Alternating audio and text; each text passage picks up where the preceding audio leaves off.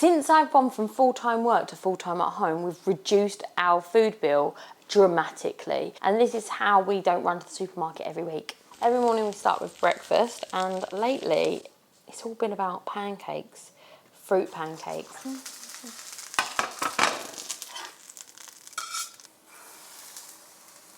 Stored food is a really big part of our diet in the winter, but we do try to freshen it up a little bit with some fresh harvest, which I'll show you in a little while when we go over to the allotment, compared to the summertime where we're eating mostly fresh food. Having things like the stored fruit is really important to us because it gives us a bit more of a variation. Make sure that we maintain not only eating our store, because we want to have that as a actual food store, and I'll show you that later. We don't want to just stockpile it and never get through it. Cooking from scratch is probably the easiest way to reduce the amount of times you have to go to the supermarket. It is also probably the easiest skill to learn, because even in a flat you can learn to cook from scratch. And this is why I say that homesteading is a skill more than actually owning land. And skills like cooking you can literally learn anywhere, and there's so much information at your fingertips. Planning out our week food has been like a game changer. On the first day of the week, I can go ahead and organise every single thing that I need to make and prep for snacks, breakfast and dinners. And this organisation means I know what I need from the garage, what I need from the freezer, and everything's defrosted and ready to go. Organisation is the key for home cooking. If you want to see how I prep my kitchen to have a week's worth of homemade food, please let me know. I really like the idea of thinking outside the box. If you haven't got something in the house, thinking, okay, how can I make this recipe, or what can I do different? I have a lot of this, I need to use it up. I really enjoy doing that. Homesteading is a journey. It's not about the destination, it's about how you get there. So yes, at the moment I am buying dairy and other products, but I'm hoping over the next sort of 2 years, we do have a little bit of an evil scheme of getting our own dairy animals, and I'm not going to say anything more about that yet. If you do want to follow along on our lovely journey of self-sufficiency, make sure you subscribe. Another way that we're able to stay out of the supermarket is making our own dish soap. We buy Castile soap in bulk, and we're able to do all of our soap making with the Castile soap. So that's dish soap and hand soap. We do want to make shampoo, and that's going to be a project for later on. Another way that we like to save money and not run to the supermarket is making our own side cleaner. Oh, I've just put it all over the side. Making this costs no money at all. We buy all of our vinegar in bulk from Costco, and then we just top it up with water. This is my secret for it not smelling like vinegar. It is lemon essential oil. Now, a lemon essential oil is also a degreaser, and I find that it doesn't really smell too strongly of vinegar once you've put the essential oil in it. In the winter, there is very little growing, or very much little to be harvested. There are some things hidden here and there, but we have a ton in our save food and our store food for the winter. Although it is bleak, cold and miserable, there are some bits, believe it or not, that are ready to harvest. This is the last of our swede. They are a little bit small because we kind of stunted them a little bit, but they taste delicious. And we've been harvesting them every few days over the winter period. Fresh food in the winter really does give a crunchy, fresh flavour to your plate that you can't get with store food. So we're always really thankful to have stuff like this. Now, there's not very many left of these artichokes. They've been absolutely amazing, cooked up with cream. Oh, this area has produced so much food.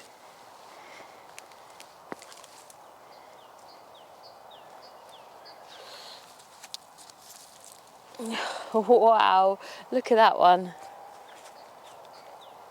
Another thing we like to harvest in the winter is herbs. There's nothing better than fresh herbs, especially in like stews and all sorts. Oof. We do have a ton of our home saved herbs, but they're not as good as fresh. And bay leaf.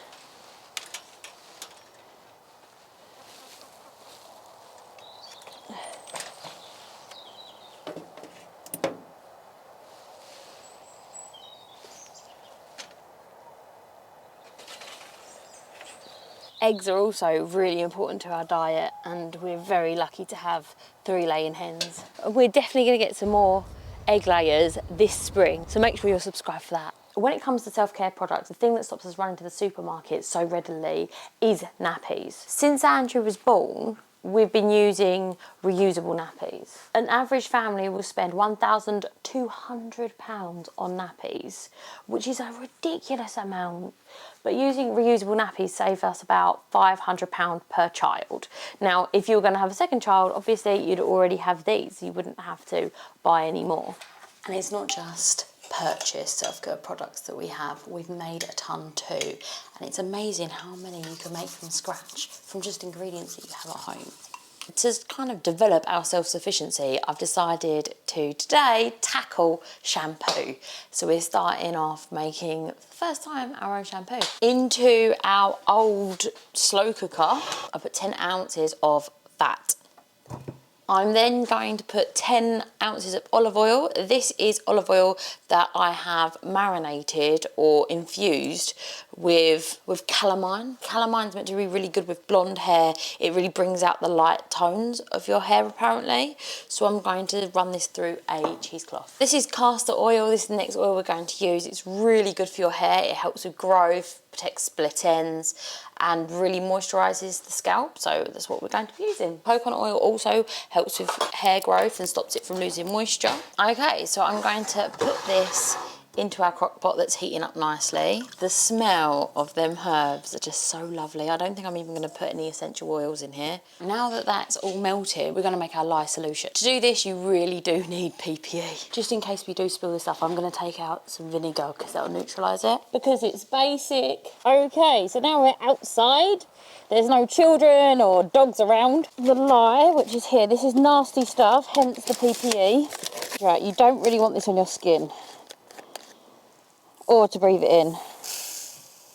It gets super hot when you do this, so you have to make sure that you're using a pan that's heat safe and you've got a heat safe surface. Put our water in first, and the easiest way to explain this is that snow falls on a lake. You never put water in there, it'll boil over and you'll get it on yourself. Little bit, stir it. It's starting to smoke. You don't want to breathe in that smoke, just little bit by little bit. We're measuring the temperature of this. It's about 60 degrees, this is 80 degrees. We're going to have to wait for this to drop by 10 degrees. So now I'm going to add it in little by little and I'm going to blend it.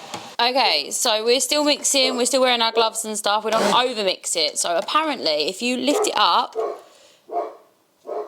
and a blob goes down, yeah, that's perfect. So a blob will stay on top and then disappear after a few seconds. That means that it's completely done. We've got our soap mould here, and I'm going to transfer this very elegantly into this and probably get it everywhere. The soap hasn't finished reacting, so whatever you do, do not touch it with your hands.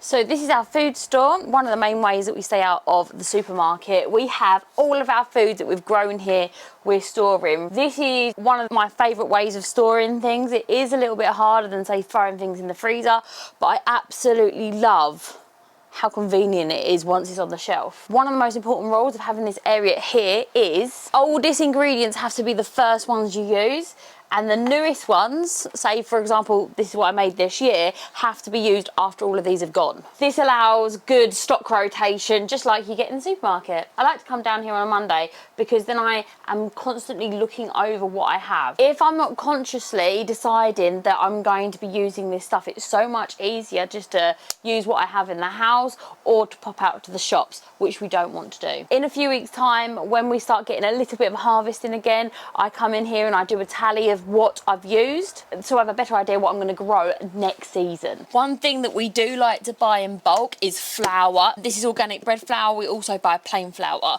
We don't buy self-raising flour because we just make it up ourselves. By buying things like flour, oats, sugar and salt in bulk, we find that it's cheaper in the long run.